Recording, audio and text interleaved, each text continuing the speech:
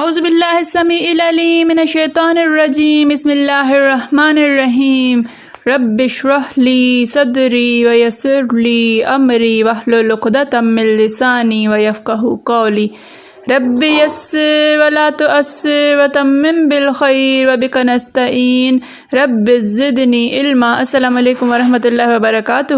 الحمدللہ ہم سورہ بقرہ کا ترجمہ و تفسیر کر رہے ہیں۔ 277 آیات کا ترجمہ و تفسیر الحمدللہ ہم کر چکے ہیں۔ آج کا سبق آیت نمبر 278 سے۔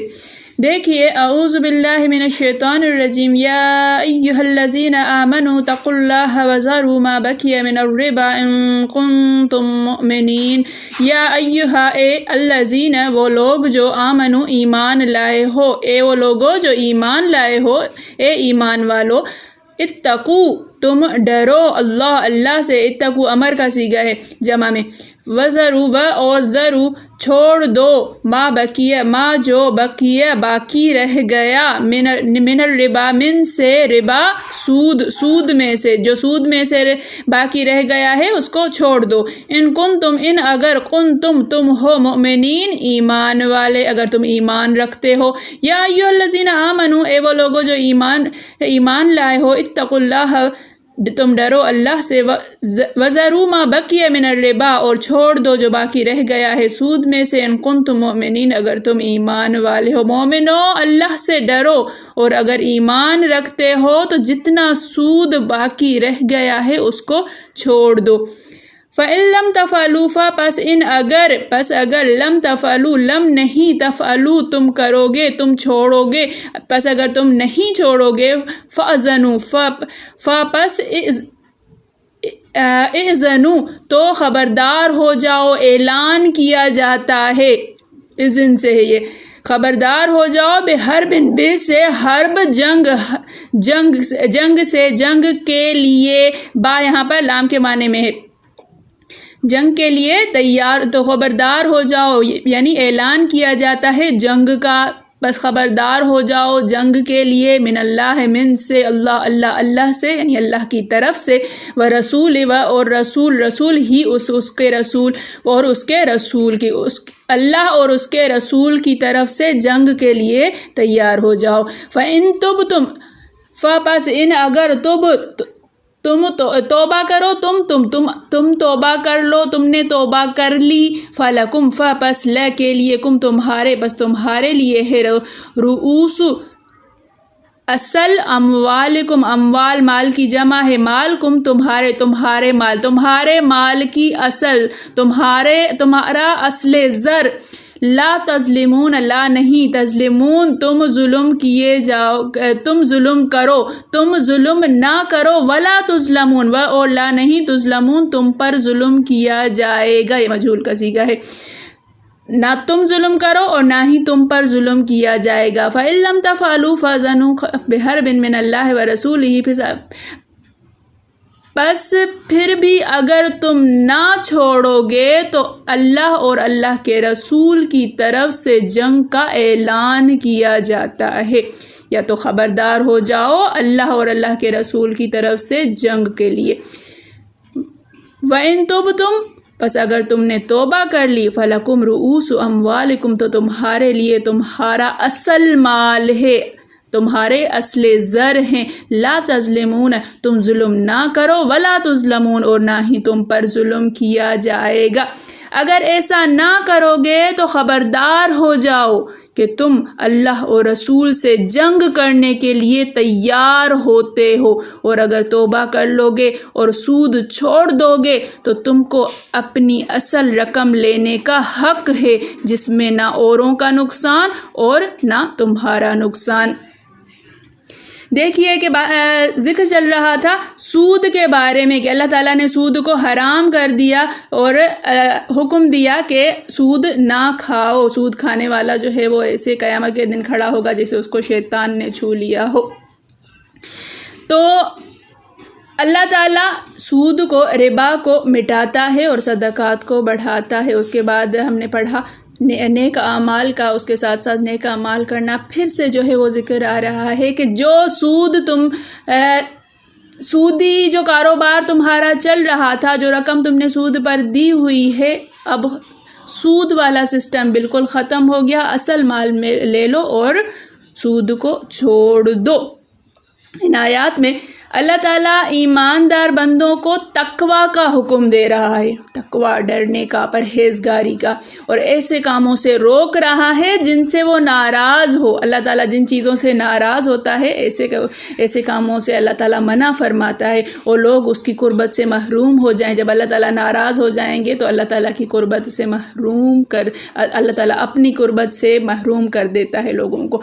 تو فرمایا کہ اللہ تعالیٰ کا لحاظ کرو اور اپنے تمام معاملات میں اللہ تعالیٰ سے ڈرتے رہو، اور تمہارا سود جن مسلمانوں پر باقی ہے خبردار اس سے اب نہ لو جبکہ وہ حرام ہو گیا۔ سود حرام ہو چکا ہے، لہٰذا جس کے طرف سود کے پیسے یا رقم یا مال جو بھی رہتا تھا اب ختم، بالکل اب نہیں لینا ہے، اصل مال لے لیا جائے گا جو دیا تھا۔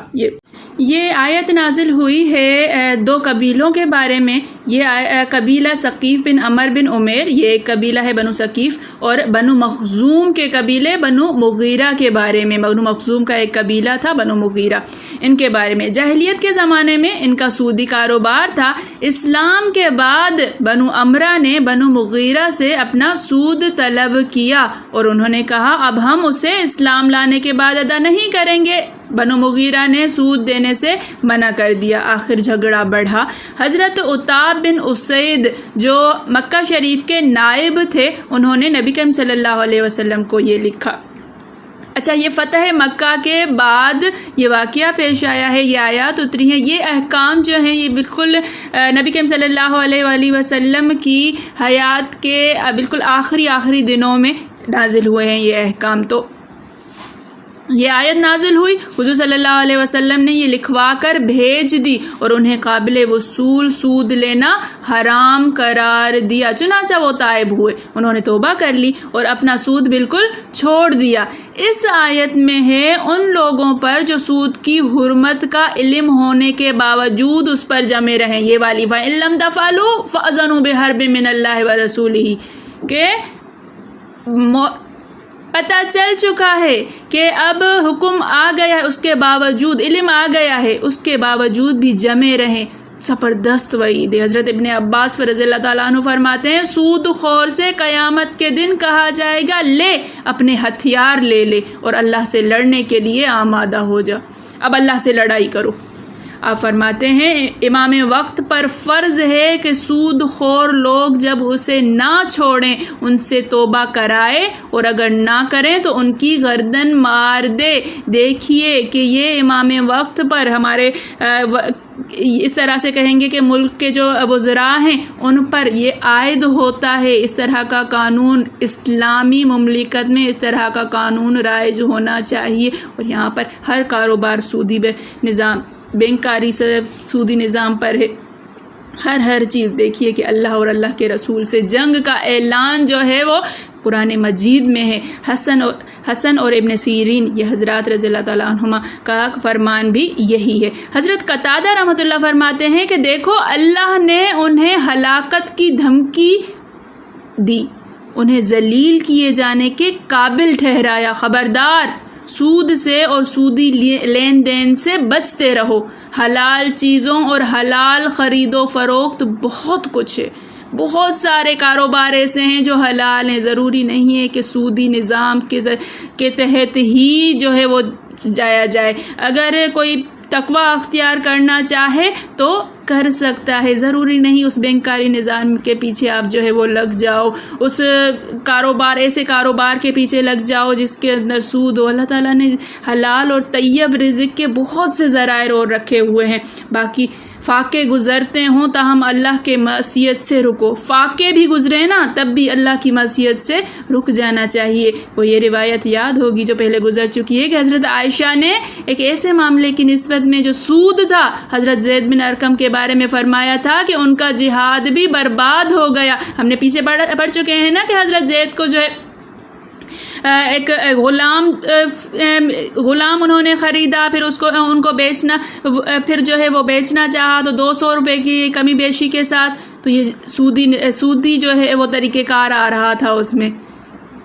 تو کیا کہا کہ جو اللہ کے راہ میں آپ نے جہاد کیا ہے، اللہ کے دشمنوں سے جہاد کیا ہے آپ نے، وہ بھی مٹ جائے گا. کیونکہ اب جو ہے وہ اللہ تعالیٰ اپنے ساتھ جنگ کا اعلان کر رہے ہیں کہ جو سود خوری کرے گا خود اللہ سے مقابلہ کرنے کے برابر ہے یہ. پھر ارشاد ہوتا ہے کہ اگر توبہ کر لو تو اصل مال جو کسی پر فرض ہے بے شک لے لو. دیکھیے وَإِن تُبْتُمْ، پس اگر تم توبہ کر لو، فَلَكُمْ رُؤُوسُ أَمْوَالِكُمْ، تو تمہارا اصل مال جو ہے وہ تمہیں مل جائے گا، تم لے لو. نہ تو تم تول میں زیادہ لے کر اس پر ظلم کرو، نہ کم دے کر یا نہ دے کر وہ تم پر ظلم کرے. یہ نہ تمہارا نقصان کہ تمہاری چیز تمہیں مل رہی ہے، جیسا تم نے دیا تھا بالکل ویسا ہی اصل مال تمہیں مل رہا ہے، نہ اگلے کا نقصان کہ اس پر سود چڑھا کے اس پر جو ہے وہ وزن رکھا جائے اور وہ ادا ہی نہ کر سکے. اللہ تعالیٰ نے دونوں طرف جو ہے وہ برابری رکھی. نبی کریم صلی اللہ علیہ وسلم نے حجۃ الوداع کے خطبے میں فرمایا، جاہلیت کا تمام سود میں برباد کرتا ہوں. پہلے سود کے کاروبار چلتے تھے، یہ ایک بزنس تھا باقاعدہ. اصلی رقم لے لو، سود لے کر نہ کسی پر ظلم کرو، نہ کوئی تمہارا مال مار کر تم پر زیادتی کرے. حضرت عباس بن عبد المطلب کا تمام سود میں ختم کرتا ہوں. دیکھیے کہ نبی کریم صلی اللہ علیہ وسلم کے خاندان میں بھی یہ چیز جو ہے وہ سود کاروبار تھا، تجارت تھی، اور حرام تب تک نہیں تھا. پھر ارشاد ہوتا ہے کہ اگر تنگی والا شخص اور اس کے پاس تمہارے قرض کی ادائیگی کے قابل نہ ہو تو اسے مہلت دے دو. یہ والی آیت انشاءاللہ جو ہے وہ کل پڑھیں گے. وَإِن كَانَ ذُو عُسْرَةٍ فَنَظِرَةٌ إِلَىٰ مَيْسَرَةٍ، اس کی تفسیر اس کے ساتھ ساتھ پھر کرتے ہوئے جائیں گے. اللہ تعالیٰ سمجھنے کی توفیق عطا فرمائے، اللہ تعالیٰ آسانیاں عطا فرمائے، اللہ تعالیٰ ہمارے دلوں کو اتنا روشن کر دے کہ ہمیں صحیح اور غلط کا پتہ چل جائے. جو لوگ اس طرح کے کاروبار میں شامل ہیں پتہ نہیں چلتا. اگر آپ دیکھ لیں کہ بینکاری نظام، اسلامی بینک کی بات نہیں کر رہی، لیکن جو بینکاری نظام جو سود پر ہی اس کی بنیاد ہوتی ہے، اور پھر ہم پڑھ چکے ہیں سود لینے والا، دینے والا، لکھنے والا، لکھوانے والا، اس پر شاہدی دینے والا، اس پر نگرانی کرنے والا، ہر جس طرح سے اس سے منسلک ہوگا وہ اللہ تعالیٰ سے پھر اللہ تعالیٰ نے جنگ کا اعلان کیا ہوا ہے. اللہ تعالیٰ معاف فرمائے. یہ ایک حرام چیز ہے، ہم سمجھتے ہی نہیں ہیں، اور ہم ایسی کیا کہتے ہیں کہ نوکری کو، ایسی جو ہے وہ سیٹ کو ایسی بڑی کوئی چیز سمجھتے ہیں، بہت جو ہے وہ اعلیٰ عزت دار قسم کا سمجھتے ہیں. اصل میں کیا ہے سمجھنا چاہیے، حرام اور حلال کے بیچ میں صرف ایک دھاگے کا فرق ہوتا ہے. جو ہمیں نظر آ جائے تو اللہ کا بہت زیادہ شکر، اور اگر نظر نہ آئے تو دعا کرنی چاہیے کہ اللہ تعالیٰ ہماری آنکھوں میں، ہمارے دلوں میں ایسا نور پیدا فرما دے کہ حرام اور حلال کے بیچ میں یہ جو ہلکی سی تار ہے یہ نظر آ جائے. اللہ تعالیٰ ہم سب کو رزق حلال عطا فرمائے، اللہ تعالیٰ طیب رزق عطا فرمائے، کبھی بھی زندگی میں کسی کا محتاج نہ کرے. میرے پڑھانے میں، آپ کے پڑھنے میں، میرے سمجھانے میں، آپ کے سمجھنے میں کوئی غلطی، خطا، بھول چوک ہو گئی ہو تو میں اللہ کے حضور میں توبہ کرتی ہوں اور معافی کی خواستگار ہوں. ربنا تقبل منا انک انت السمیع العلیم. السلام علیکم ورحمۃ اللہ وبرکاتہ.